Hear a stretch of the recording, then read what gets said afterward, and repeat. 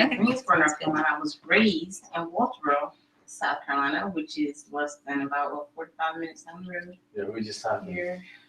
Yeah. That's where we actually, my friends on that's the River Tree Houses, which are right by there. You know, they're right behind Kennedy's, was it Kennedy's? Mm-hmm. Nearby. I think the stills be good as well. Yeah. It's rice. Yeah, and other things. That's true. But yeah, I moved. My mother actually moved to Somerville to retire, and we've been here. I'll see if we're gonna be live in a second. I've lived in Orangeburg for a few years. I worked at South Carolina State, graduated from Claflin. I'm lived here back and forth. Hey, you're checking to see if we're gonna be live in a second? Yes, I didn't know if that's what you were calling about. Live? It's live. Oh wow. I'm natural. How's the kombucha business going? Feeling good. We're gonna get some of that stuff. Where do you? Just You understand me? You told me that you're here. do you to know Stuart, about the you're out of town. kombucha business here? Yeah, we're on James Okay. Island. Sell the farmers markets right now. Just third month in production. Wow. Yeah. Cool. What's it Which, called? One Love Kombucha. This is again one of the reasons for doing this. Sometimes you think everybody's met everybody because it's such a small town, but you know, you haven't. So I really appreciate all of you coming. I think we'll go ahead and get started. And then Stuart knew that he was just coming in to give the closing remarks, so I'm sure he's coming from Kiowa. I said, I can't wait really for him. I really hope he gets here to tell us, like Ian said, it's a very neat story. He's a very big picture thinker that has access to a lot of the bigger picture thinkers. I just wait for him to get here. You did look at his website. Yeah, it was great. One of the things He that had a really good mind when his head was in the right spot. So it's very interesting. He has 3 kids who are millennials. I think he said they're 23 to 19 roughly. And so he was just talking about how a lot of people think that the millennials are this entitled generation. He says he has these 3 kids and it's completely not true at all, that they're actually very willing to work very hard. They just have a different value set than what the baby boomers did essentially. And he says, so what a lot of people's misconception that they're lazy or entitled is really just a shift in values. And they'll say, yeah, we'll work 100 hours a week. But we're not gonna work 100 hours a week just to make somebody rich. Like that doesn't make any sense to me. And so he has a belief that, you know, as quickly as time never stops and the tide is shifting, these people will be in charge of much of the resources of the planet. And he really has this great point of view that it's the baby boomers' obligation to help fix it, the kind of situation we find ourselves in, because they really the millennials didn't create it. They just throw it on them and then blame it on them for being lazy. He says is just a very short-sighted way to look at it, and that on the bigger picture, the people who manage the trillions of dollars in funds and different universities, that they need to embrace the idea of people, planet, and profit. And it's been really just more about the profit, and hence where we find ourselves a lot in the situation. He was an investment banker and really did a lot of things, and just got it and said he basically hated it and realized that if we don't change, we're in big trouble. And this is coming from guys in there, you know, comes from out on Kiowa Island. And so he's just a very, very interesting thinker. And so I hope he gets here and can explain it. I'll quickly go over these, and then again, we want to hear your story and capture it. So everybody knows, I think today that Vikki is from Ohm Radio. She's the featured Q&A. And then are you going to join in also? You're very welcome to. Maybe. Because I mean, you can send, Stuart could take it then after you guys. And I want to let everybody go around and introduce themselves real quick. But the idea behind who does not have one of the, Jonathan, you need one, right? yeah, thank you. You guys both have one? You're more than welcome to. The idea is, like I said, there was not somewhere to buy one of these when we won them last year. So I'm a believer you can do about anything if you focus and can break things down into simple, manageable parts. And so usually what we do with any company or project involved is we'll take these and give 5 major goals. But the plan for this wrap up of the year was just that pick one thing through the end of 2015 that you can do to position yourself for 2016 ready to go on all the major projects that we're all involved in. So that's kind of the idea behind what the journal is. And each day has a different quote at the top, just kind of walk you through. And day 1 was, you don't have to be great to get started, but you do have to get started to be great. It was just started. Originally, this was supposed to be a 3-week series. The reason that is 3 Mondays in a row. By the time you reach that 3rd week, this is a habit of coming, spend your Monday evening, focus on things that are important to you if you're really a big dreamer and don't want to necessarily settle for the status quo. Because of the flooding, we didn't do the first Monday, and then Eddie came back, and then going into the holidays, we know that everybody gets really busy and it's hard to focus on things. The idea is today is the wrap up of the whole 3 weeks and really just narrowing down your one goal to 5 goals. So we'll go around the room and everybody say, and I will introduce, hey, what's happening, guys? Come on in, don't be afraid. Please come on in. Sarah. So, you know, Sarah. Yeah. Hey, Sarah, how are you? Hi, Sarah. How are you? So if you're watching, we have people coming in, which is amazing. How are you? Hi. I see it. Good to see you. Yeah. Hi. How are you? Hi. One of these? Hi. It's the journal. Oh, so good to see you. Hey, Monet. Good jumping in. What? I might be thirsty. Would you like one? This is kind of the journal that we're. my mom. There you go. So we were just wrapping up what the point of the 15-day journal was. So just kind of to wrap it up, the idea is just really picking one thing through the end of 2015 to be ready for 2016. And she's got some really cool stuff. As we go around, I'll just let you introduce what you have done lately. And you know Jonathan, right? I do. Absolutely. So why don't we start with Ian? I said Ian is the one who kind of put the idea together. He had this purposefulentrepreneurship.com bought and up and hadn't done anything necessarily with it as far as producing content. So the last 6 months, Ian and I went about picking different organizations who are doing big things, capturing their story and sharing it. And it's all free right now, if a resource where people want to go to. That's kind of the idea. I'll let Ian take over. Yeah, I mean, that was it's one of several projects, and the whole idea of a new concept on entrepreneur, or not really a new concept, but it's the whole idea of B corporations and so forth was something I was interested in and getting that going here locally. So that was one of the things. But here in the house, this Canal Street where we're at right now, this was an idea that came together with friends of mine, the folks that own this house. They've been friends of mine for years, and we've always been involved in community building projects. And so the idea was to join forces and create something that we call Grow Purpose Network. And we've always been doing this. So when somebody has a good idea of something that really needs some help, since we have a vast network and we've been working, a lot of times was the idea of just bringing resources to whatever those good ideas are. And so that's how we've been operating. Me and Todd, who is, and his wife Jakara in this house. So that's the basic. So It's kind of the idea about the whole good sharing movement. right, yeah. And it Todd did Charleston Good. He started the website Charleston Good, which y'all are familiar with, and then from there, there's a lot more going on. Todd put together the whole good sharing part, so and we're all part of it. There's more to talk about. I'm Dave Erdley, and I've been here for about 7 years, and I know Mike through college, and I know Ian through Mike, and that's kind of the way that's going to go. I guess we'll know each other before too long. But I've got my hands dipped in a lot of different projects around here, and my purpose is actually potentially starting my own business. So that's kind of where I'm at with the whole concept, is volunteering and working with different people and building big networks. My name is Letitia. I'm with Black Lives Matter Charleston. We're hoping in 2016 to move forward with Black Lives Matter as an actual force in this area, both for the rights of Black people and as well as being a business entity in this area, being able to self-sustain ourselves and help our community self-sustain themselves, and in turn make some of these things that we've all been coming, to as a rescue for crises. This time we're trying to sustain this energy and sustain this, community by building something that's, self-sustainable and that can potentially grow into something very needed in Charleston to help, many, many more people than we already are now. So, Welcome. That's me. My name's Jonathan, and I own One Love Kombucha, and my purpose is to really just spread the knowledge on fermented foods and the healing powers of fermented foods, because I got into it because I suffer with a few autoimmune diseases, and I've really just seen a lot of improvement in my life, and I think everyone could benefit from them.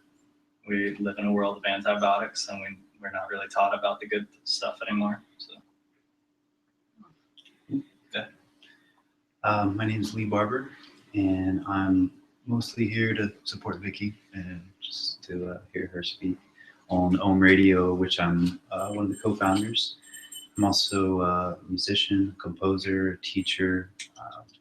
I started a production company about a year ago called Out in the Garage that custom makes music for advertisements, for films, for trailers. I just completed my first feature-length film about a month ago, and I used to teach jazz guitar at the College of Charleston for 6 years, and I still teach privately around here, and work on home radio and live in paradise. We need to charge that. Wow. The battery's going down. I'm on that. What is this? You guys introduce away and I'll grab They're it back. live streaming it. Oh, wow. So do you want to introduce yourself and what you Sure, Vikki. do? I don't know. I'm Sarah, and I know most of you, except for a few of you. And this is my daughter, Monet. Hi. I'm not breaking stuff. Edit that That's out. you. That's B-roll. Beautiful. No, we cannot. We took over the Folly Beach Farmers Market this past spring, and so we're working to support our local farmers and to educate and inspire youth and through adults about wellness and about supporting locally and about farming. And we've also gotten a lot of different cultural groups out, so we're trying to create a lot of diversity and supporting that out at the farmers market. And I'm now working on connecting all of our farmers markets so that we can all be unified. And that's just, that's one of the things I'm working on. And I'm a photographer, and I'm doing one-to-one photography now. So for all of the photography I do, I give a session away. So I want to do some things like supporting I met some ladies at the Good Business Summit, and we're going to do some headshots for local women that are just getting started, things like that. So some of the many things. Okay, cool. Do you want me to start or just introduce myself? Or Go ahead and introduce yourself, and then we'll start the kind of Q&A session. Okay, sure. My name is Vikki Matsis, and I'm so happy to be here. Thank you so much for having us and inviting us. I'm one of the co-founders of Ohm Radio, which is owned by Media Reform South Carolina, a nonprofit organization that we just started this year. And it started about 5 years ago at the table of Dr. Stuart, who was my psychology professor at the College of Charleston. She was also my advisor. She taught this class called Mass Media and Human Development that she created. And I didn't have the requirements to get into the class. And so I went to her and I said, I really like to take your class. And she said, well, I don't have the requirements, so, come back next year. And I just kept bothering her and bothering her and bothering her. It's one of my greatest/worst traits, is that the persistence that I believe that whatever I really want to do, it's possible. So I kept bothering her, and finally she cracked and she let me into class. And so there in college is where I learned things like about media consolidation, about mass media and human development, how media affects our brains. So if I stare at a wall for an hour, I have more brain activity than if I stare at television for an hour. Learned all about how at that time in television stations, they were, Lee and I could be watching the same program, let's say, and we would have 2 different advertisements being targeted to us. So just kind of the real intense commercialization that was happening. And so since then, I got rid of my television. I haven't had one in 13 years. And also through that class, I learned about my love of public radio.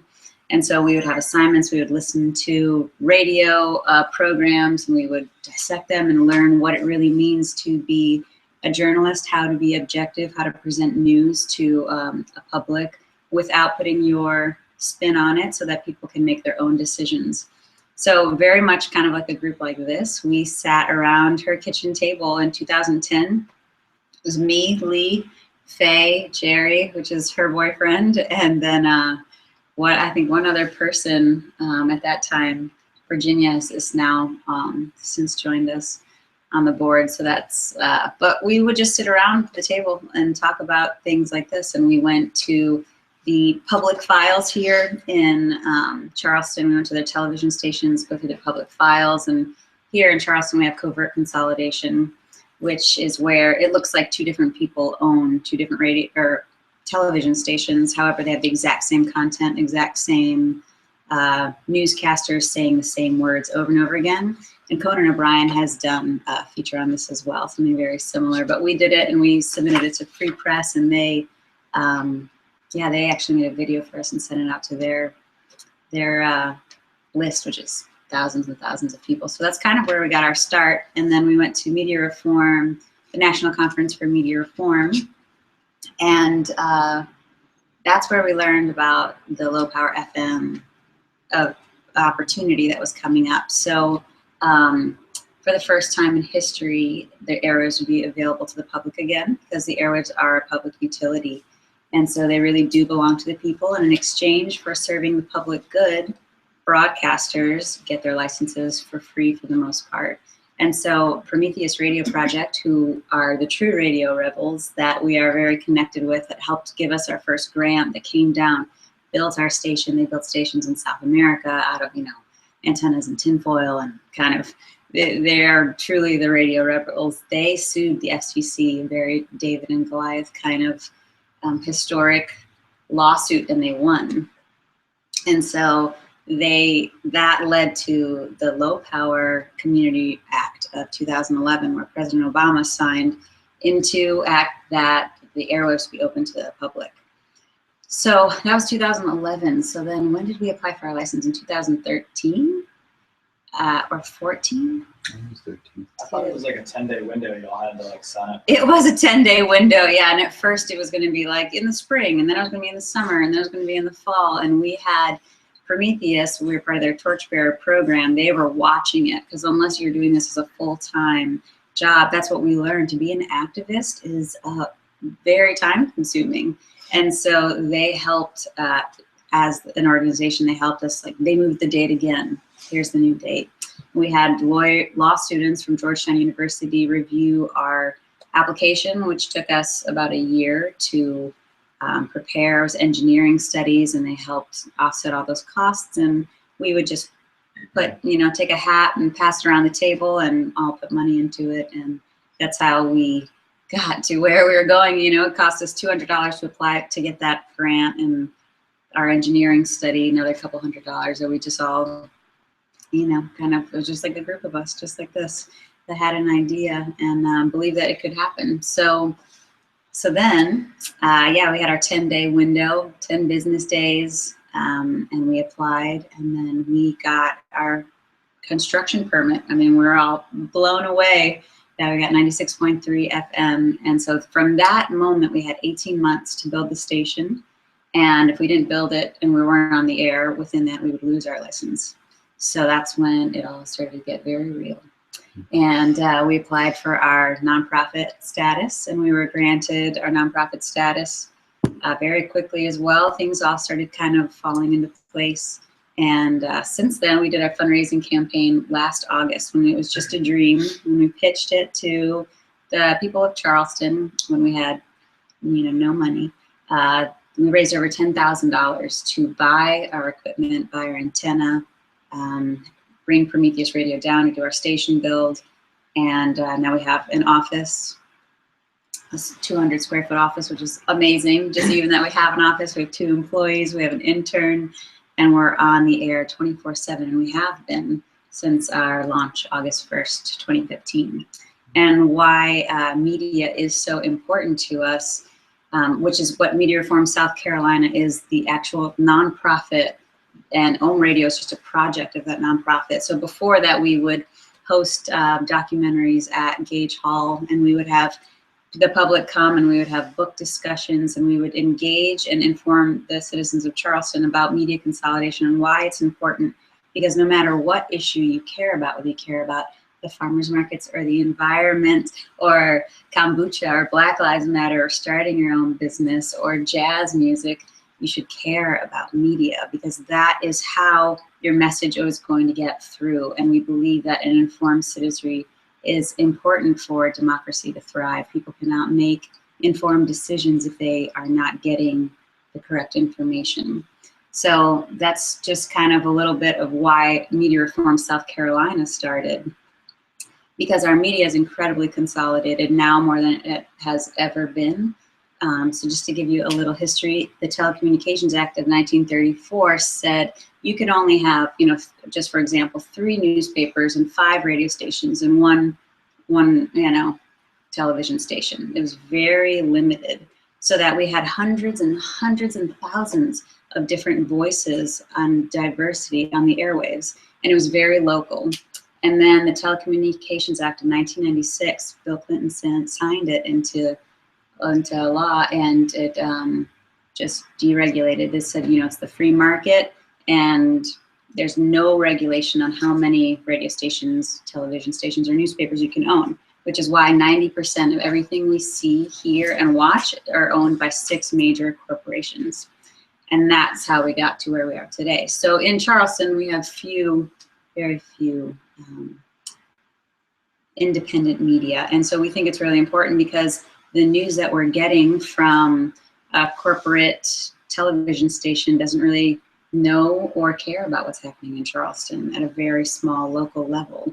And so we started Ohm Radio to diversify the airwaves so that people could get their voices out there. Now we have a nonprofit show where different nonprofits come and they talk about issues in the community. So Low Country Local First, Charleston Moves, other organizations that'll come together and talk about community issues and engage. The idea is that hopefully we'll get the citizens of Charleston engaged in why it's important to know about media and to care about it. And so today we launched our second campaign, our fundraising campaign, Ohm for the Holidays. We'll go through to the end of the year, and we're hoping to raise another $10,000. We are still just kind of learning and growing, and we need the funds to get through next year. So it's our goal to meet that by the end of the year. And also with the end of the campaign, we're releasing an app that has been created for Ohm Radio so that you can download it, and you can stream from your phone, and you can see what song is playing as it's playing. And we realized, yeah, that's super important, because we play local, diverse, strange music perhaps you've never heard of. So it'd be very cool as an education piece. Also, our license is to educate the community of Charleston, not just to play, really great rock music or jazz music or bluegrass or anything, or even just to promote our local musicians. It's to educate the public. And so that's going to be part of that component, like exposing people to new and different things, not only new and different ideas and talk shows and new shows, but also new music. So we're really excited. We've been working like crazy, and it's a labor of love, and we're really grateful to be here. And so I'm just thrilled with all the support that we've gotten from the community, and yeah, great to be here too.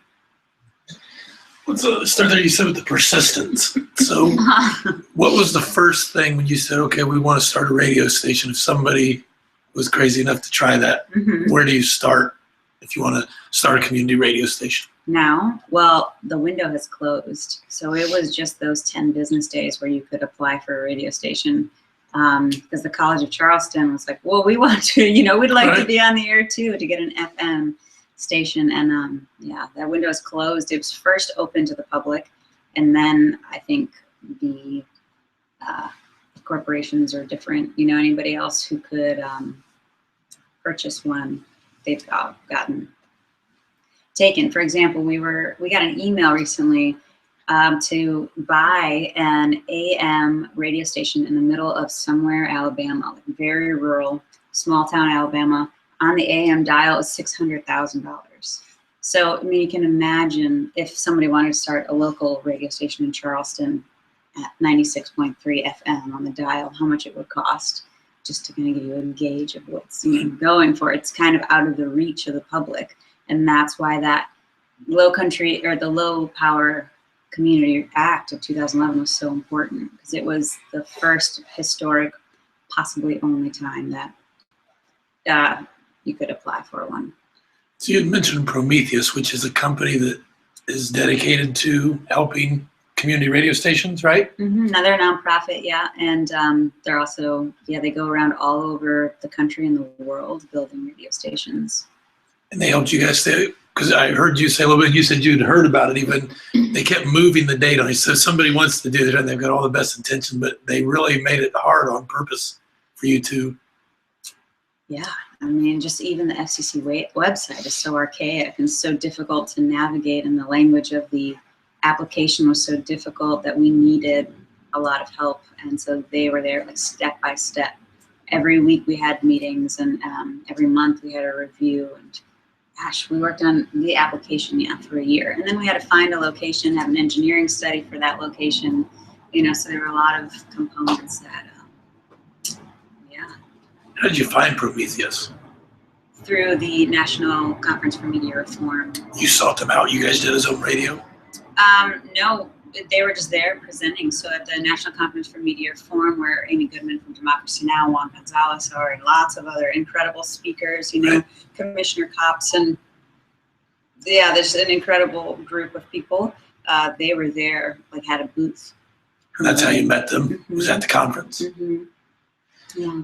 And so they said that was one said, then the other part was engineering studies, and Georgetown University students helped you do that. Is that? The law students there helped review our application to give us any suggestions, because they knew the letter of the law and how, we didn't, we're not that technical, and it was so complicated that they would help to review it and make sure that, because once you submitted it, you submitted it. So if we made a mistake, there goes, the one and only chance. So we wanted to make sure that it was done right. How did you make that contact? Through Prometheus. Yeah, they Through helped Prometheus, organize all of that. And they had a torchbearer grant that we applied for. And so they helped us, we got it. So it was kind of one thing led to another. I don't think if we had gotten that grant, we would have moved forward. Yeah. What was probably the biggest obstacle along the way? Is you talk about it was a 2 or 3 year process? Yeah, biggest obstacle. Let's see, time, work, money. But I don't know. I kind of always thought it would happen. Just keep trudging along. It's like this is part of it. It's I really love the Success Principles by Jack Canfield, which is also why I love this. Absolutely. Had a big influence on this. Yeah, I've read it several times, and it's definitely transformed my life. And he talks about roadblocks. There's a roadblock, and you can say okay, well, I'm going to stop. Here's a roadblock. You do something else, or I'm going to go around it, or I'm going to go over it, or whatever it is. I expect roadblocks, so when they're there, it's not so disheartening. It's okay, yep, here's a roadblock. Just trudge through it, and then we'll get through it and keep on going. So you said that was just knowing the roadblocks. I think that's probably where a ton of people really get hung up, and that's kind of like you were saying. The point of this is to foresee the roadblocks and be prepared and learn from it, grow from it. That's why you document and study. So it's very interesting. Last week, Eddie White actually said he's not at all Jack Canfield kind of reader. Oh yeah. And he doesn't go off any kind of agenda or any kind of plan per se, which always is interesting to me, because I'm like yours. Without these, I don't know how people accomplish anything. Yeah, to help me focus.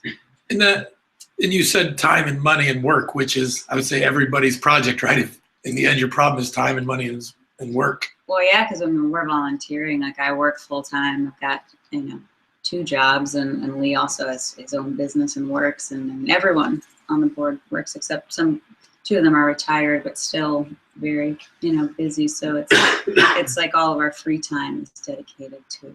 How many board members do you have? 5. All 5 of them very involved, you would say, with the process? We're very different, because the age ranges are I'm 30, and maybe the age range goes up to 70 something. So everyone's kind of in a different phase and a different part in their life with work, and yeah. See, the team is what gave you guys the ability to get through all of it over Oh yeah, absolutely. those 5 people. That was the core of Yeah, and we had public meetings too every month for the year leading up to it, and that's where we found a lot of volunteers. That's where our fundraising committee kind of started, where our programming committee kind of came together as well. So people who were interested that would hear about it would come, because we got the Post and Courier was on the front page of their business review. So then people who read about that would come to the meetings and get more involved. So that really, it's been also the community's been very helpful. And with our Kickstarter, or not Kickstarter, Indiegogo, our fundraising push, you know, if that didn't happen either, then we would, you know, we would be Right. in a different place. If somebody wants to do that, get community buy-in, and they got a big project that's going to take a lot of time, maybe years, couple years, and what did you find was the best for the community buy-in, or what worked, what didn't work? What do you mean? I don't know what the community buy-in means. You say you had the monthly meetings and people would come and volunteer to help. A lot of people would probably love if they could get that out of their organization, but actually take it from idea to a meeting where people show up. You know, it's hard. Like tonight, I wonder if anybody will show up tonight. You know, so what were some of the actual things you went about doing to reach out to people, and how did you get them out there, stay in touch with them, utilize their volunteer hours? We're still learning about that process and how to best do it. But I think a lot of people came because they wanted to be on the radio, which is very different than like, do you want to volunteer and upload like playlists to Spinatron? Because that's what we really need. You know, that's like the kind of work that bogs us down a lot. And also some people are just really dedicated to the cause, I think. But we've learned so much about social media and reaching out, you know, having newsletters. And I'm not the expert on that, that's for sure. But we, you know, reached out to help. That's another thing I've learned. Like, I'm not good at something, so I need to find someone who's really good at it and help me with that aspect of it instead of trying to do it all myself. Yeah. You had mentioned just Spinatron. And that's not a term that I'm familiar with. So you say you need help people uploading to Spinatron. What would that mean? Just if somebody's watching? Yeah, Spinatron is like this database where all of our songs are archived, and then we export them to BMI and ASCAP, so that we have to have quarterly and yearly recordings, and we pay fees to play all the music. The publishing royalties, right? That's what. Yeah, and also it's going to integrate with the app as well, so that if I create a show and then I pick my playlist, I have to upload it to Spinatron, and so that at 4:55 I know what song is playing, and it'll come up on the app. And so the app is part of Spinatron, using that information? Yeah, they're integrated. Is that you guys just using it that way, or is that part of the point of the app? Is the app an augment of Spinatron, or is it you guys making both of those work? Yeah, it's us making both of them work. And so we also, Marcus Amaker has been a huge help, and that's the other thing, like people along the way that have made it possible. Like, he designed our website, which we couldn't have done it without, you know, a great website, and designed all of our posters and done it all on donation.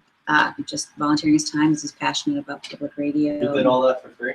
Yeah. That's amazing. I got a quote from him and I was like, I can't, sorry. I know, it is amazing. He's incredible. And, you know, we also worked together.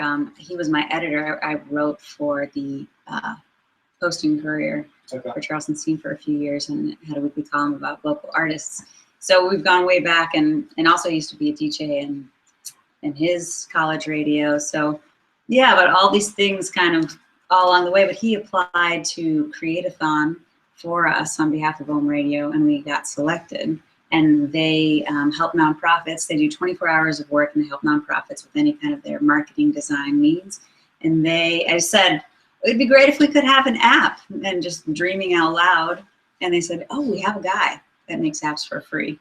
Let's do it. So within 24 hours, they created an app. And then we worked on it for the next month, integrating Spinatron, conference calls, and yeah, it was wild. But now it's like been submitted to Apple. It's coming out in 2 weeks. And then the end of the year, we're going to have a big party with finishing up our fundraising campaign and launching the app. Those Trio Solutions, right? It's Trio Solutions, yeah, they're great. They built the app Trio Solutions. Tell us a little bit about them. If somebody's watching, I'm sure they would love. Yeah, they're a great marketing campaign. They're a great marketing agency, right? That's what they do. They do anything from like creating content, to social media, to graphic design, to building apps. Yeah, they do it all, and they do it really well. Is that like an unlimited edit service? So like if they present something to you as a nonprofit or a business, can you go back in and say, that really doesn't fit with my style, or like I'd rather have something positioned a little bit differently? Or is it just so awesome when you get it, you're like, wow, that's amazing. I don't want anything different at all. I'm not sure how it works with other things. As with Create-a-thon, it's, you know, it's free. They're donating their time and services. So I'm not sure how it works otherwise, though. Yeah. You probably should tell them just a little bit about Create-a-thon so that people realize that they're actually a for-profit corporation that just are a group that donates. They have a contest called Create-a-thon, and lots of people. It's competitive, and they all bid on it. You want to tell me about your experience with that? Yeah, so they get together, and one of our staff went down there to visit them. They work for 24 hours straight, and so a lot of people, you're saying, like, compete, apply for it, and they pick a few organizations, and they're all nonprofits, I believe, that they pick to help with their design needs, to help with graphics, to help with social media, marketing, any kind of content that they might need.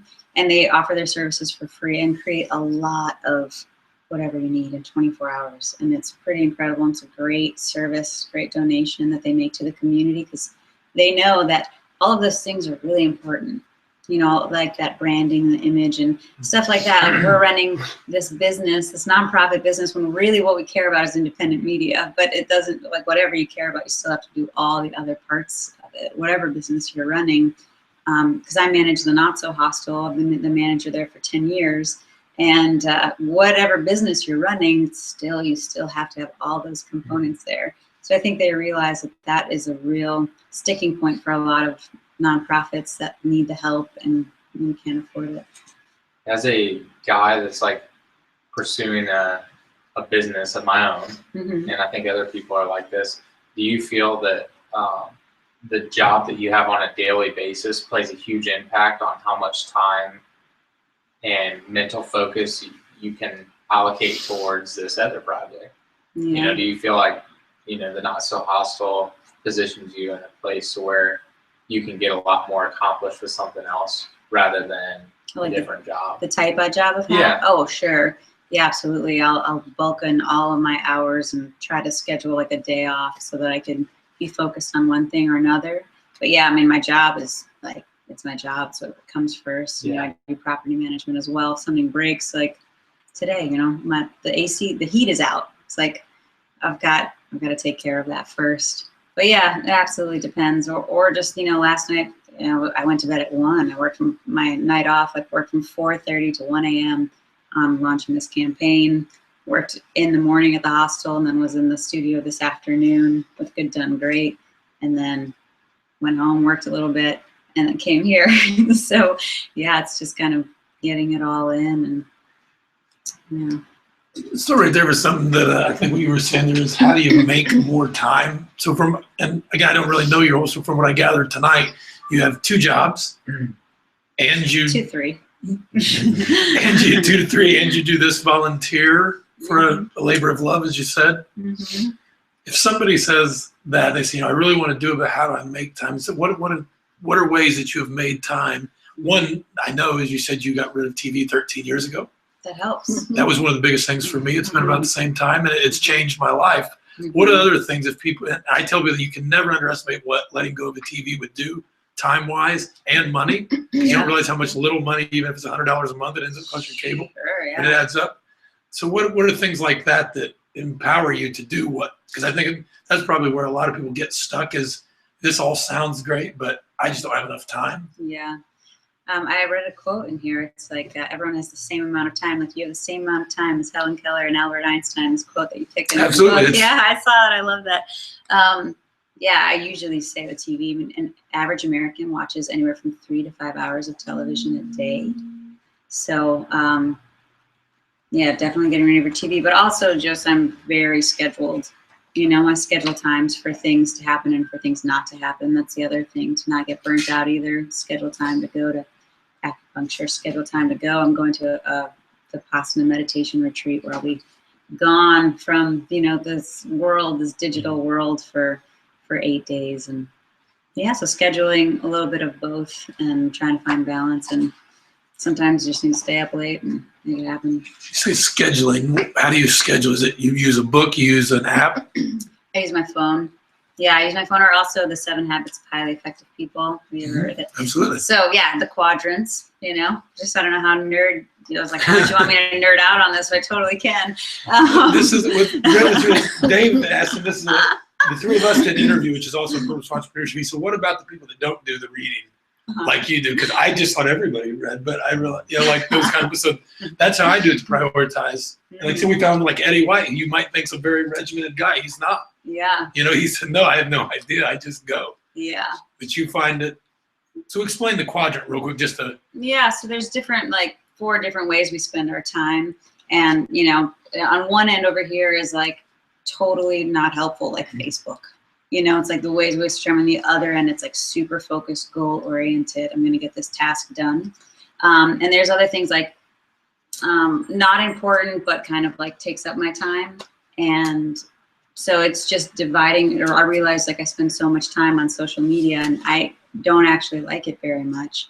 And so doing a lot of research on actually Facebook makes people feel depressed after they look at it. And how much time, if I go back to my history, how much time, you know, is just wasted on looking, on spending, you know, time online. So I've also been avoiding Facebook, just, you know, the thing, if I do it once a day, or like another thing Jack Canfield talks about, or the 4-Hour Work Week too. We just read that, and that's an incredible book. You know, a lot of this blog to me is based off of. Yeah, so it's like I'll check my email once a day, this time and this time, or even twice a day, just not to have that addiction, that like constant I think about those quadrants, like not important but busy, right? Like time consuming, just like checking my phone. It's like whatever I'm going to do, I'm going to do it, and then when I'm doing all my emails, I'm going to do all my emails and then not do them again until tomorrow this time. So that's what I mean by like scheduling and focus, and it's like a little bit of discipline as well. And so you still get obviously a lot done, even though you take time away from that. And so that's how is focusing on the quadrant 4, if you will, and 3. I mean, just really decide, how do you decide what is important then? Again, if this may be something to give somebody some framework for that, what doesn't make your list? Facebook is obviously one. You say, you know what? Yeah, or I've gotten really good if someone's like, hey, I want to talk to you about something. You want to get coffee? It's like, nope. I'll give you 15 minutes on the phone.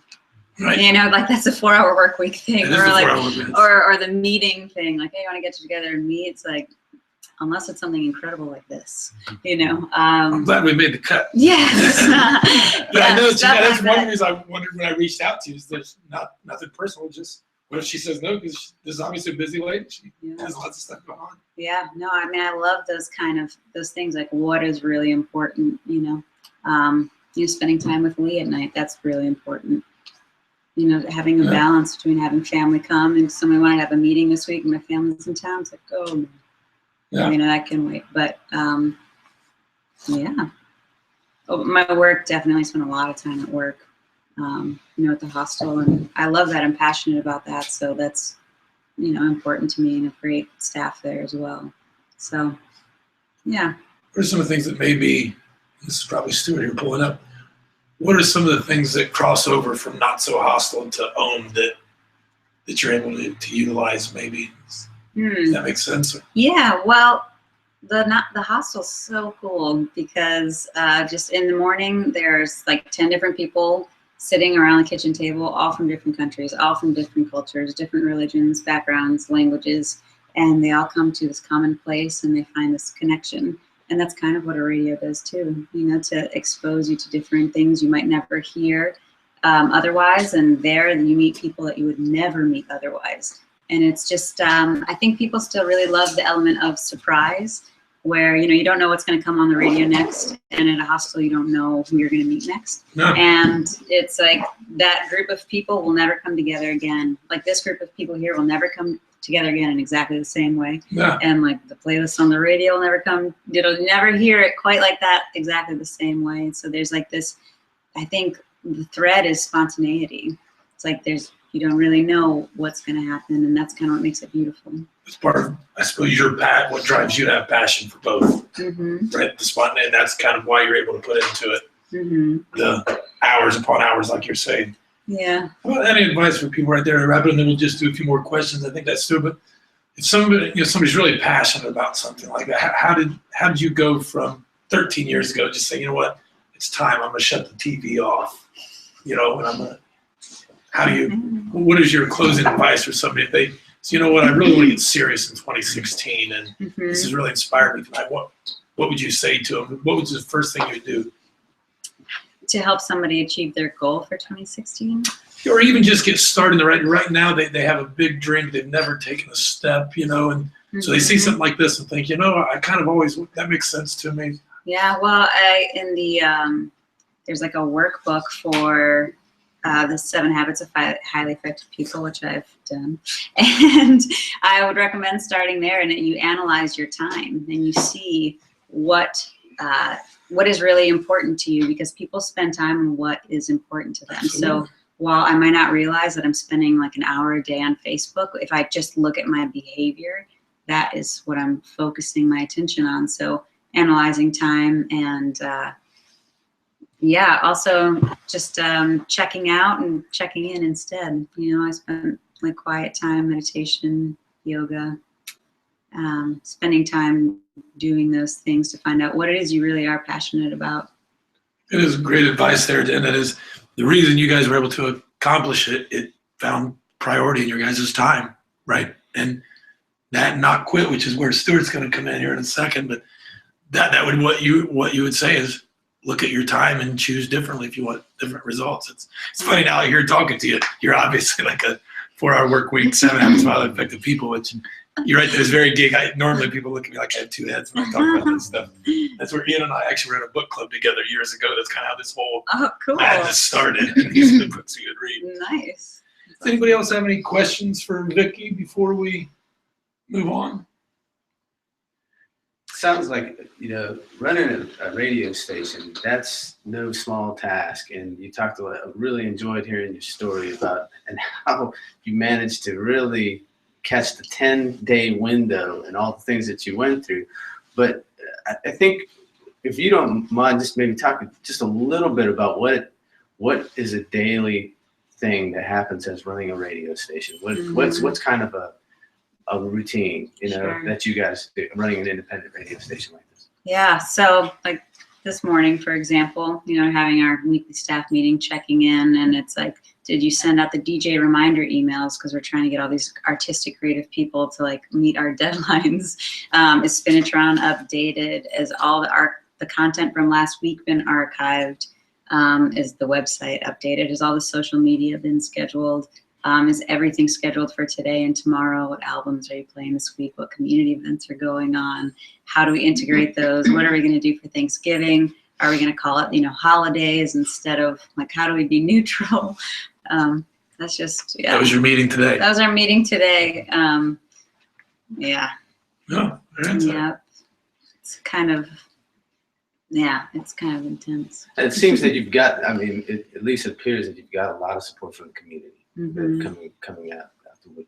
Yeah, out the woodwork for sure. What are some of the things that you might need from the community at this point that maybe you can get some resources? Yeah, we definitely need donations, which are, our campaign started today, but also people to create creative, engaging, educational content. We really want to put that on the airwaves where there's going to be a big reach, and there could be a great response, and another aspect of community building. So we want people to create content, because people will say, oh, we'd love to hear you play this. And as part of the program committee, it's like we can't commission or force anyone to like, hey, we want you to make us a bluegrass show every week, or make us a show about kombucha, which both of them would be great. It's just that we need the community to come and create the content that they want to hear on the airwaves. If somebody has some content, great idea, and they wanted to do it, what would be the process, and what kind of vetting process do you go through to get to that point? Yeah, so we have on our website, we have guidelines for submissions, and we teach workshops like monthly microphone and software workshops to educate and tell people this is how you can make your own amazing radio station, like radio show at your house. So it has to have high production value, and it has to meet all of our requirements so that there's no profanity that we're allowing on our station. And that has to be thought-provoking, educational, well-researched. Yeah, so, and then also then it's submitted and goes to the programming committee, and then it's reviewed by a committee of people. And it's not whether we like it or not. That doesn't matter at all. You know, it just matters if it meets all the criteria. And yeah, there's a great submission recently. It's called Band and SC, and it's heavy metal punk, rock music, which is not necessarily my cup of tea, but it's a great show. So, and it's, we ask them too, we want people to know, like, why is this important? Why is this music relevant? Why should people listen to this? Yeah. And what was the website again? It's ohmradio963.org and also meteorformsc.org. It's OHM, right? OHM, yeah. We were at a meeting, and I said, oh, let's call it Ohm Radio, Ohm, because I'm a yoga teacher as well, and it's the sound of everything. And Lee was like, oh man, it's already pretty hippie, like as it is, And then he came up with the idea, Ohm, like a unit of electrical resistance, and everyone immediately said, that's it. So it came just very quickly. It's cool. To tell you some of the production, one of the things that I've been setting up in my house is our studio, which I had set up home in Indiana before, and I've got it down here and set up now. So if you have people that want to create segments, that's one of the things that I have to offer to the station. I have that studio set up, and we can do it. And I definitely need that. Someone and you and Steve Padilla, I think, had looked at it, and he got back some really great advice. And this is what the time length and production value, some of the stuff we wanted. It was called the Good News. But that's the kind of things we can create there. So that's one of the things. Oh yeah, I remember. I just heard it. That was a show that we had created as part of this, and just some of the ideas. But we'll be able to help people actually do the physical capture. Oh, cool. And then be able to upload, via any kind of sharing program. Yeah. So you guys can. So if you have, because I heard that was one of the things that actually have in place, people can do it. And it's one of the things I want to do as part of this whole series, be able to say we can do it. If you need, like Jermaine Jiggins from Fresh Future Farms, if Jermaine, you need to come over and create a 30-minute segment that we can give to Ohm for this publicity you want. So that's one of the things that we'll be able to offer as part of this. So cool. As our way of saying we're excited that we have an outlet too. Yeah. Because and then to hear the story, I had no idea about the 10-day window and so much of, and that it was a one-time thing. I didn't know that it's not just that anybody could go get these stations. Because I'm very familiar with the idea of these stations, but I didn't realize that the airways had been closed like that. We're only opening for a short moment. This is the first time I'd ever heard anything like It's a that. brilliant story. Yeah, it really is. Yeah. Talk about the tenacity, No idea what you all had to go through to get through this, and how difficult that is now, and how that window is gone. Yeah, that's what I really like. No kid, that's very. Why don't we trade spots here with Stuart with you guys? And does anybody else have a question for Vikki? Vikki, thank you again so much for taking the time. You also really, again, the really awesome people offering to do this is what's made it really cool. So, you guys want to trade out? So if you come over here, we're recording right here on the couch. And so the reason I asked Stuart to come, we gave a great introduction to you before you got here, so you got a lot to live up to. He's lying. Sorry. And sit down here real quick. Introduce Stuart, and then actually I really let Ian introduce Stuart. I just wanted to cover, this is wrapping up the end of the series, and I wanted Stuart to come because Ian had me help do a interview with him, and the audio wasn't good. We couldn't keep it. There was a bad echo in it. His message, when he said it, the first time I said, this guy believes all the stuff that I think too. I have a tendency at times it can get on the border of politics and just drive people crazy. I thought you did a great job of saying it all without really getting too political with it in your message. Amazing. And he left it off. This is what I wanted to leave everybody with today is his message. And is the one he said, pursue your passion relentlessly. Don't be afraid to disrupt. And whatever you do, don't quit. And that's what I want this message to be. As we go forward, like I said, we're getting ready to go on the holidays next year. I would love the second Monday after New Year's Eve to come back again and say, okay, we're done with the holidays now. How do we get behind Ohm even more this year? And also help you guys with the fundraising push through the end of the year, leading up to that. And how do we get behind Black Lives Matter and, help, be a voice for them? How do we get behind these local businesses? So that's what I would love to do following this. And that's what I asked Stuart to come here for and really give this. It's very inspirational. I love it. I'll let him do it. I'll let Ian and him kind of introduce, but his name's Stuart Williams. I'll let him tell a little bit about his story, but it's very inspirational. So again, thank all you guys for coming. Again, you guys coming, Vikki, last week, Eddie from Allendale Green, Jermaine Jenkins from Fresh Future Farms. With you guys really sharing your stories is why capturing this and getting it out there is so important, because as you know, with radio and media now, the chance for people to look something up like this, they just didn't have access to this kind of thing before. So thank you very much, Stuart, Vikki. I'll let Ian and Stuart kind of do the closing here. When they're getting ready, I just want to tell you real quick what I did on the idea of this. And we said you pick your one thing and then the 5 things.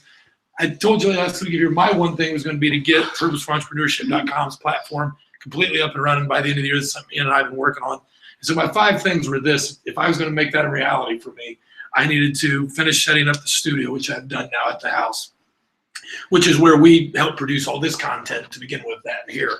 So not completely selfless, for the record.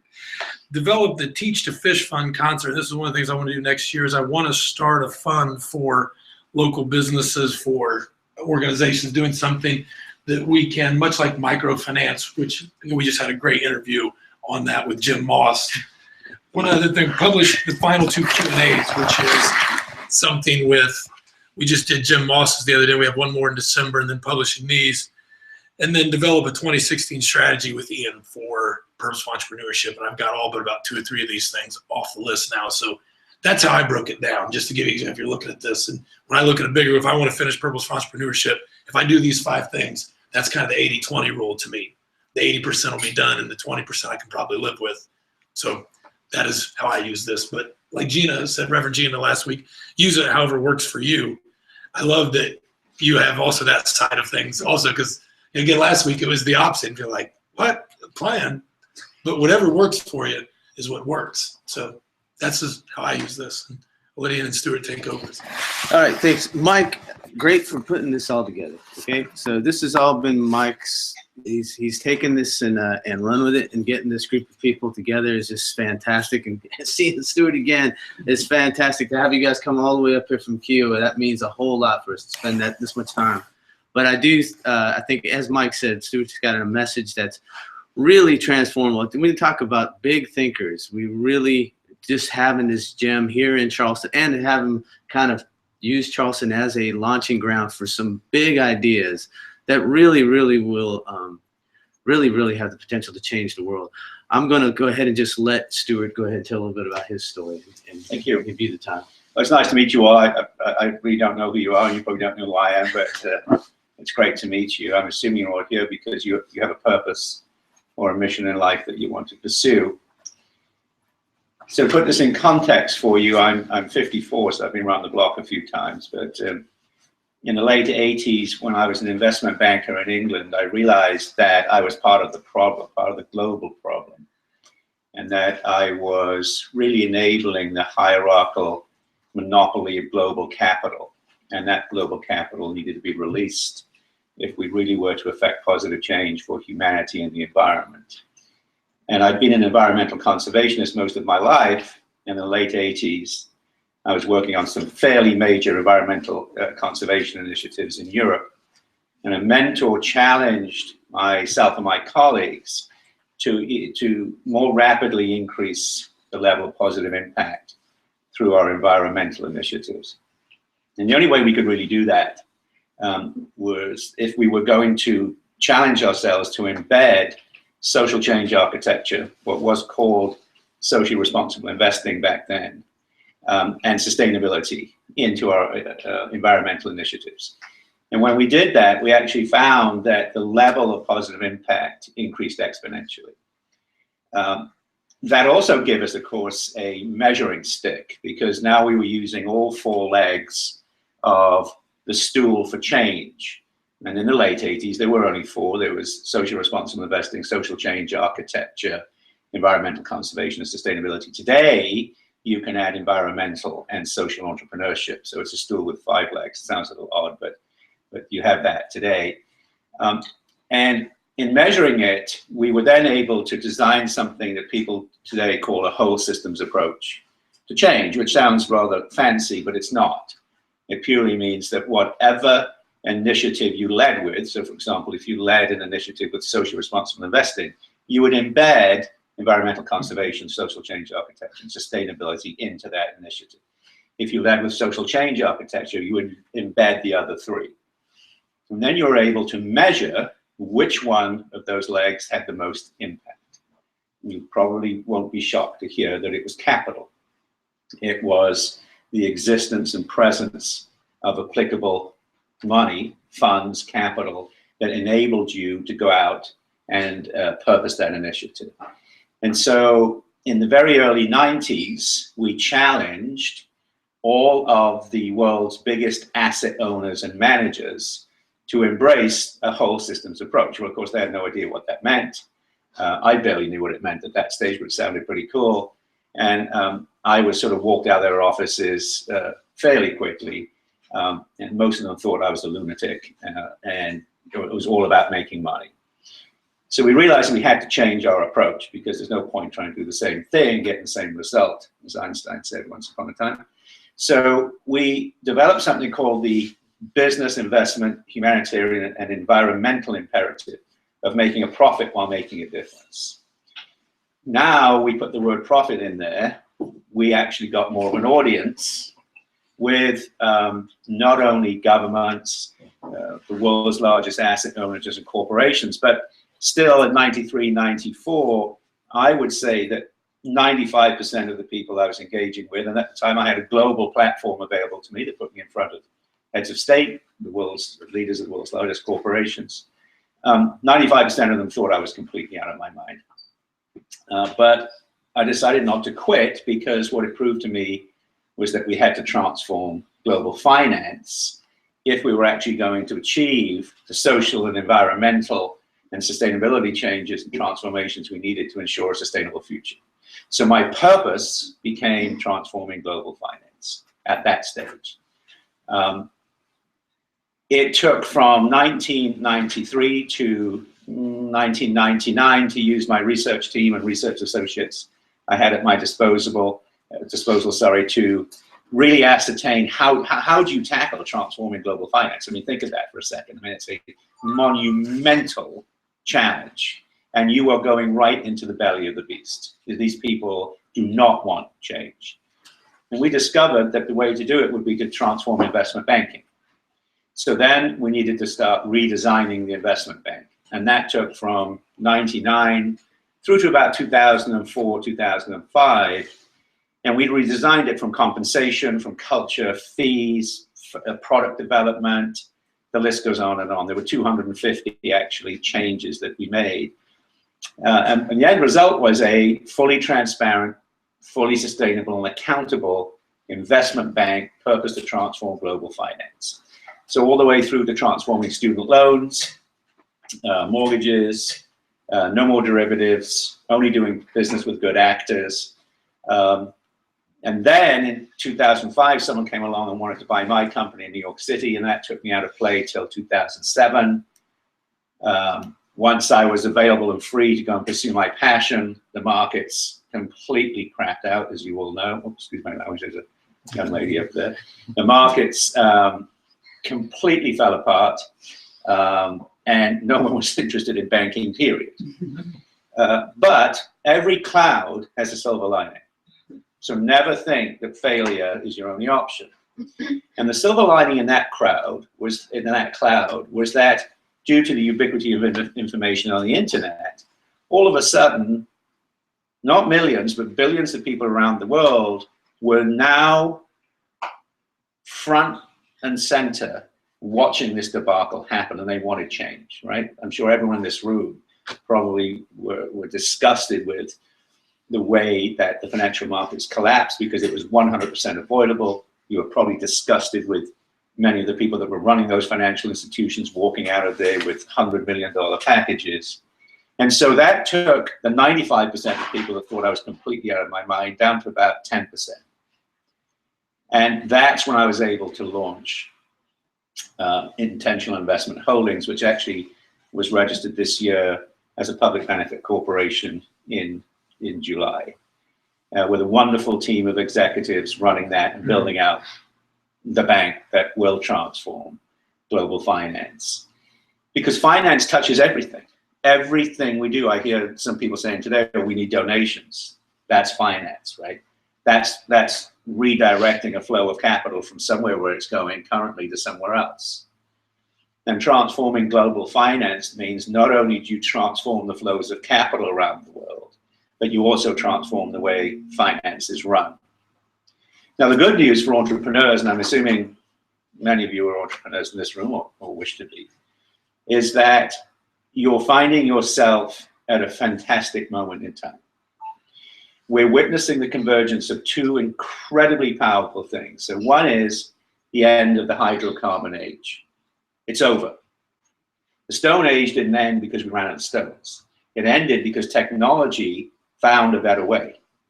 Technology is now finding a better way, and it will put the hydrocarbon companies out of business in the next 40 to 60 years. That's a wonderful event. Running concurrently with that and converging with that is the rise of the millennials.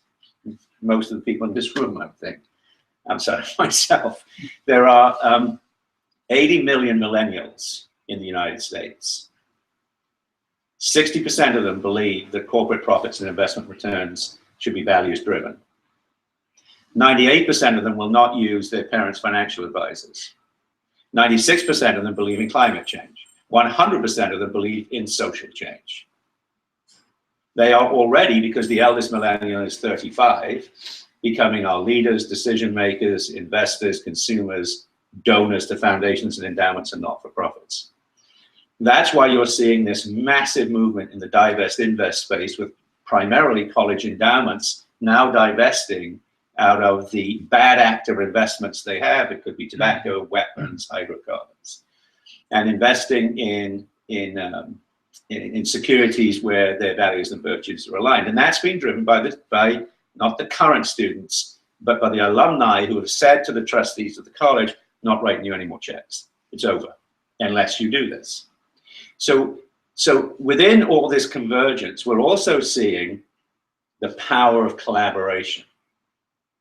And don't think for one moment that you're sitting there with your radio station that's quite small at the moment, right? Or some of you may have a fledgling business that you're starting. Don't think for one moment that you cannot change the world.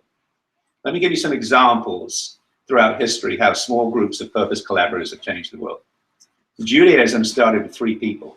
It started the first monotheistic religion, it changed the world. Christianity was started with 13 people.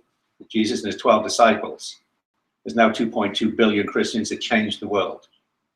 56 people signed the Declaration of Independence, founded the United States of America, changed the world.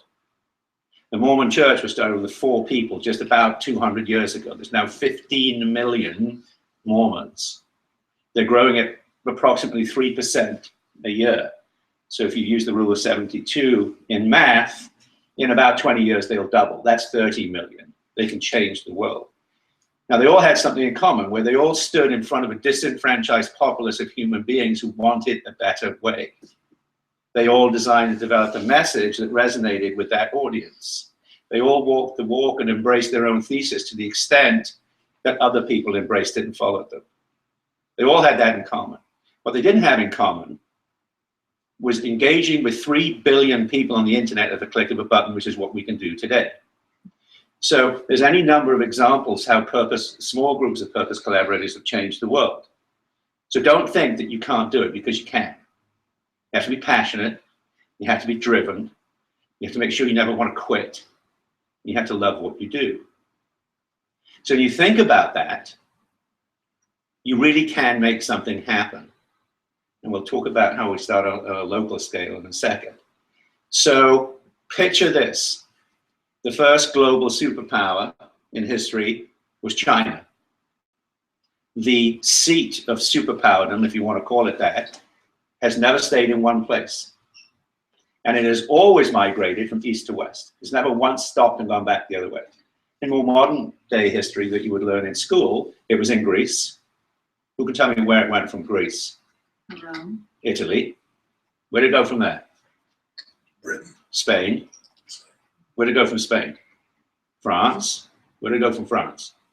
Britain, and currently it's the United States. Now, if we're arrogant enough to think that it's going to stay here forever, we might as well just pack up and go home now. So logically, you'd think, well, where's it going to go next? It's not going to Papua New Guinea, I can tell you that. So it's probably going to go back to China. However, what if you could build a platform of enough disenfranchised global citizens that the next great superpower isn't a country? It's that collaboration of disenfranchised global citizens who actually rule the world. Don't tell me it can't be done, because it can be done. And we're actually starting the genesis of it right here in Charleston next year. So don't think that you can't do incredible things on your own as one person, then adding another, and then adding another, and building a small group of purpose collaborators, because you can. But you've got to have the passion. You cannot be afraid. You cannot quit. And the passion has to be inside you. So everything I've talked about today starts at home. It all starts with a local living economy. I urge you all to Google the Beekman boys. They've been on TV. They won The Amazing Race. They are a gay couple that left New York in 2005, bought a wonderful home called Beekman Mansion in Sharon Springs, upstate New York. Sharon Springs was an agrarian town founded in the 1700s, and they discovered sulfur springs there. And of course, back then, that was supposed to be a cure-all. So wealthy people rapidly built spas, and it became a major attraction in the summers for people to go to. And the velocity of capital in Sharon Springs went from pretty slow in an agrarian town, and it increased dramatically to when it became this spa destination that all the wealthy people in the Northeast went to every summer. Well, of course, in the 30s, they discovered penicillin. They realized that sulfur springs do nothing, and they taste terrible. So everyone stops going. Now there's no agrarian culture left because that was all gone. Now the spas are gone, and Sharon Springs became almost destitute. So they had about 450 visitors a year, tiny town, really hard scrabble, kind of the hard scrabble you read about with agrarian towns in the press. And a lot of gay people from New York City had actually moved there in the 80s to get away from the AIDS epidemic. So it was very artsy and creative and wonderful human beings. And my wife and I are dear friends with a lot of people that live there. So the Beekman boys came along and they said, we can make a difference. So they started building a global brand, and it's called Beekman 1802, and you can look this up on the internet. Today, Sharon Springs has 45,000 visitors a year, up from 450.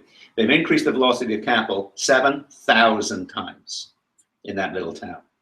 And they did it by seeding local artisans with the small amounts of capital those artisans needed to start making things and be productive in society. Goat's milk, goat cheese, soap.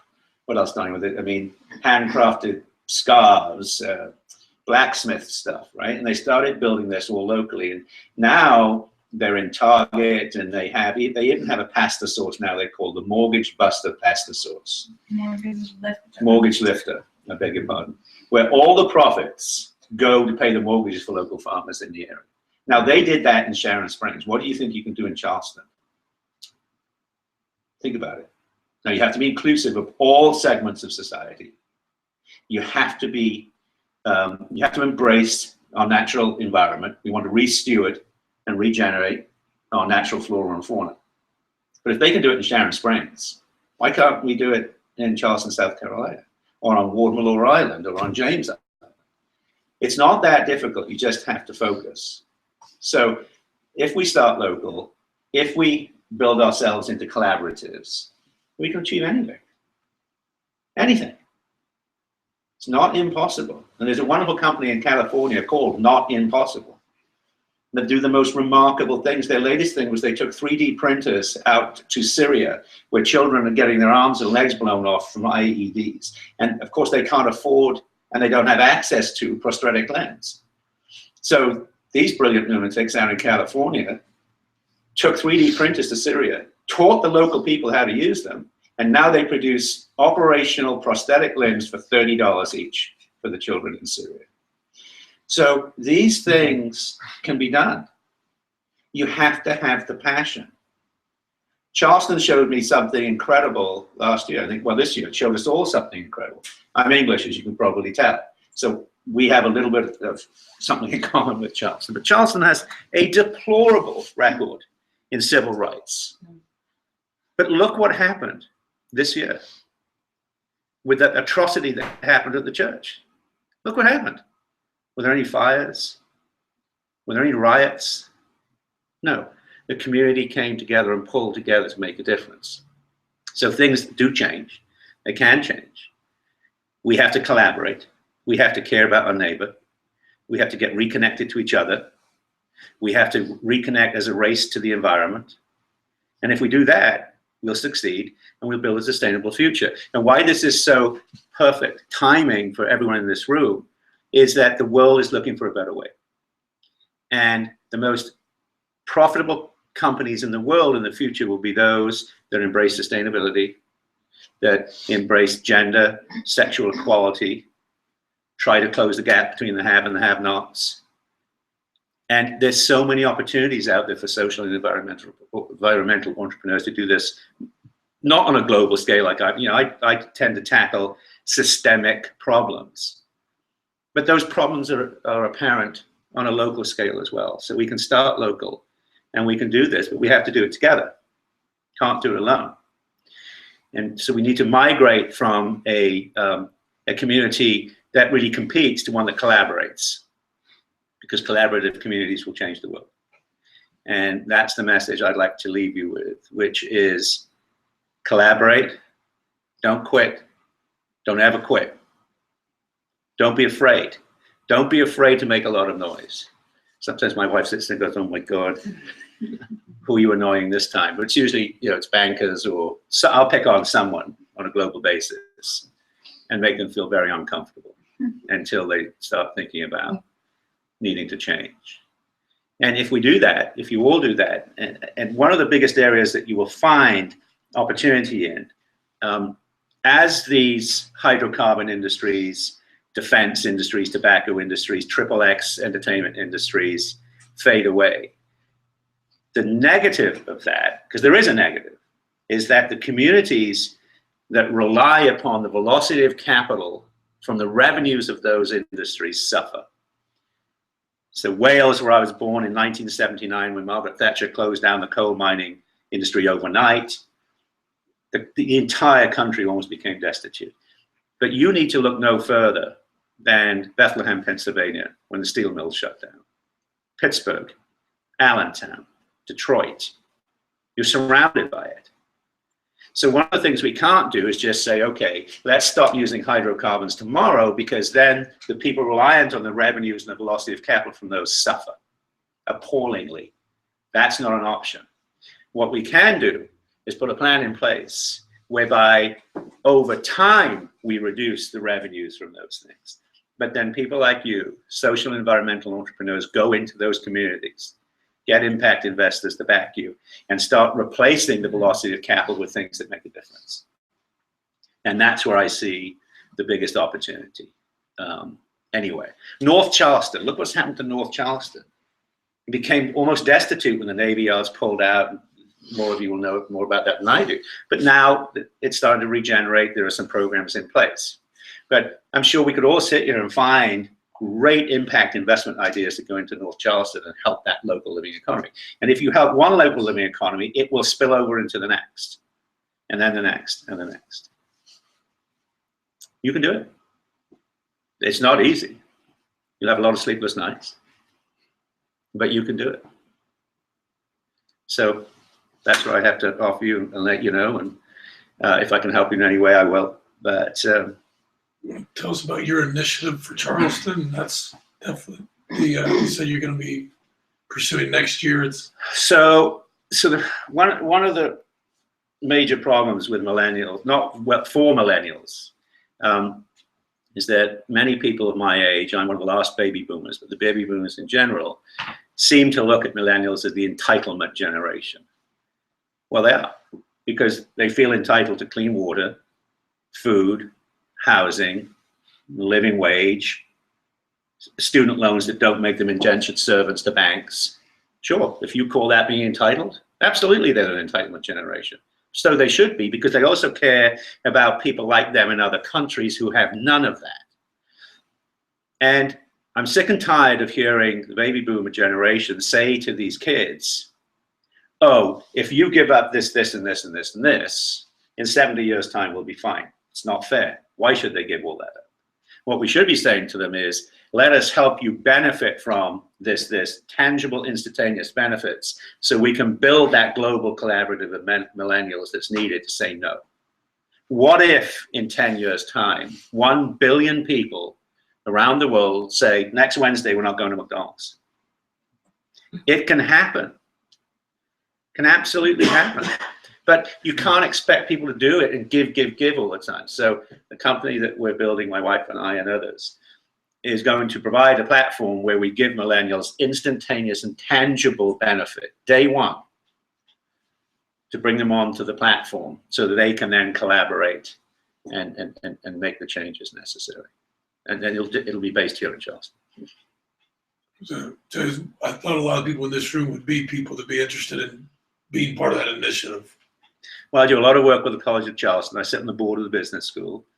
I lecture on environmental and social entrepreneurship, and I mentor 6 of the MBA students. And I have to say that all those young people are incredibly passionate about the work that Rebecca and I do and what we're trying to achieve. Just keep us, in mind when it comes time for implementation. You're looking for partners in the community. Sure. Yeah. And where would people find out more about what you're doing at this point? Where can we direct them? I think if you just go to my website, Right. which is swilliamsllc.com, there's examples of some of the projects that we've done. So, we designed a program for an entire country, for an entire government to build their country on the principles of people, planet, and prosperity. You know about that. Yeah. Sure. So some of the stuff we do is up there, not all of it. Some of it's up there, but it's everything that we touch and everything that we do is purposed to create positive impact for either humanity, and that's all segments of humanity. I don't care what race, color, creed, religion, sexuality, gender. It's got to be everybody. It's inclusive. And of course, my biggest passion is the environment.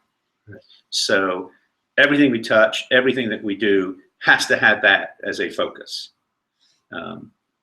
We find that works for us at least. I have a question. So you said in the next 40 to 60 years, you think that oil-based industries would be obsolete. Is that because of running out of resource, or you think that there's going to be a shift? Because isn't it now that we could shift to those other industries? It's just that capitalism favors the cheapest and most. Well, so that's a great question. And the price of some renewable energies is now at par with some of the hydrocarbons, but just like other technologies. So let's put this. So coal's been around. Josiah White discovered coal in Pennsylvania in like 1730 or something, right? So it's not like it was discovered yesterday and you're going to see this precipitous dip in the price of coal. When we see flat screen TVs come out, and 20 years ago they were $20,000, and today you can go to Walmart and buy them for $400. That's a precipitous dip in pricing. And so the technologies we're seeing develop today, you experience that precipitous dip in pricing, and that's what we're experiencing now in solar and wind and hydro, etc. So it will probably be 3 or 4 years, and in that time, the cost per kilowatt hour of clean renewable energy will be cheaper than it is from hydrocarbons. Then you'll see these big companies like Exxon, Chevron, BP, who are sitting there with billions, not millions, billions of dollars of capital on their balance sheet, cash, right? And they've got major problems.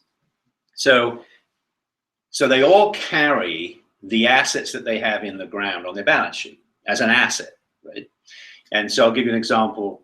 I don't have the numbers today, but 4 years ago, a ton of coal in the ground that was proven to be there was worth $2.50.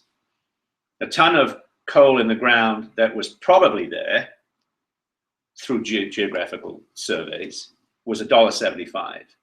A ton of coal that was possibly there, didn't really know, was 50 cents, right? So if you had 1 billion tons of coal in the ground, now you've got an awful lot of asset upon your balance sheet. What that does is it means you can borrow capital at incredibly cheap rates because your assets are so high. Well, now, of course, what people are realizing is that billion tons of coal may never get used. You may use 200 million of it, but you're never going to use the other 800 million. So these companies are having to write that down to zero. Now that shifts the balance sheet equation. So the cost of capital goes up, right? Which means their business expenses go up. The other thing you've got with hydrocarbon industries is they donated last year $40 million to to the government, to political, right? They got back 250 billion in taxpayer subsidies. Now I think anyone in that room would do that trade all day long, right? If I said, give me 40 billion, I'll give you 240 million, I'll give you 250 billion, you'd probably do that, right? Well, those subsidies are going to go away. That's a problem. And then, of course, they've got just a problem with the P&L statement of less use. So they're going to have to unlock this capital on their balance sheet. They're not going to buy back their stock anymore, because why would you? Because it's going to decrease. They're not going to make acquisitions in the hydrocarbon industry, because that's going to decrease. They're not going to pay higher dividends out to their stockholders. So what are they going to do? If they want to stick around, they're going to have to invest in something that's at least synergistic to their core business today, which is what? Clean, renewable energy. So is that a change, like due to a law, or? No. No, I mean a change of like, why can they no longer use that as an asset? Oh, because it's not valued the same way. They can use it, but no one's going to pay any attention. They're just going to say, deciding that the value. it's called stranded assets. You can Google it. There's a whole thesis on stranded assets. And the final thing that will be the nail in their coffin is when Exxon produces their P&L statement, right? On the expense side, what that's really saying is to generate $1 of revenue, this is what it costs. But none of them price in the externalities, meaning what does it really cost the environment and the taxpayer to clean up their mess? That's never in there. But if you put that in there, now they don't make any money at all. And there's something called integrated reporting that's coming, which is going to force them to price in externalities. Now that won't come for another 10 years, right? But when change in the law? Change in the law. That will be a change in the law. Wow. That's the thing. That's incredible. Yeah, it's huge. So it's over. No, it's not over tomorrow, and neither should it be, again, because then the communities suffer, the people suffer. And when people talk about stranded assets, they always forget that the real stranded assets are human beings. Right? So the other thing that's happening here is information. The ubiquity of information is giving power to the people. There is a reason that the Catholic Church had apoplexy when the Bible was translated from Latin. Do you know why? Because now everyone can read it. They didn't have the power anymore, right? Why do you think, the abhorrent slave owners didn't want their assets to read and write? Information is power. Now we have information. Now we can go online and say, where was this product produced? How was it produced? Did they use child labor? Does it destroy the environment, right? And more of that is coming. So the more information we get as we the people, because the last time I checked, it didn't say us, you, them, they the people, right? So the more information that we the people get, the more power we have. Now we have to use it correctly. But it's changing. The last time we saw a shift in consciousness, in global consciousness, like the one we're seeing today, was in the Renaissance in Italy, when Europe came out of the Dark Ages. I say global. I mean, it was that region, but it was global back then. That took 2 generations to take hold. We don't have 2 generations to affect the changes we need. So it's also an imperative that we do this work, not just for fun. There's a lot to learn about energy and other things for sure. I know that Bill Gates is also involved with something, but him and the other big players are talking about that. But there's a lot more to that story, and it is so good, you guys, to spend your time here with us today. Mike, do you want to go ahead and do any final wrap up on that? That was it. That was like Stuart was supposed to give the inspiration. Yeah, that we'll just call that a lead into more to come. That sense. I'm sure my people's minds are going, and it's good too. I'm so glad that you all got a chance, because Ohm Radio. I mean, if you've heard the story too of that, this again is perfect. Everything that you're talking about is the access to information. That's what was the passion behind getting this, to she's. I should put you in touch with Diana Deem of Sustainability News and Entertainment. You can Google that. She has now 5 million or 6 million listeners, and it's all about sustainability and local living economy. Oh, cool, yeah. Yeah, you should meet actually. Well, I hope that was okay. Thanks so much. So what I'd really like to do is follow up the first of the year. I think January 5th, people are probably still reeling from the holidays, but I think the 12th then is a Monday. Well, find me an email, and I can't carry my schedule in my head. Well, but meet up So here we'll have to- again, as long as the Todd and Jakar are okay with it. I'm sure they are. And or if it grows from here, more people, and really just come back to this conversation. That's what I want to do. There are people here that care a lot, as you said, and I'm a believer like you that a small group of people are the only thing that's ever changed the world. Right? Absolutely, you can do it. You can absolutely do it. Have the vision and don't quit, and don't be afraid. Thanks for tuning in out there also. All right. Thank you. Yeah. Cool.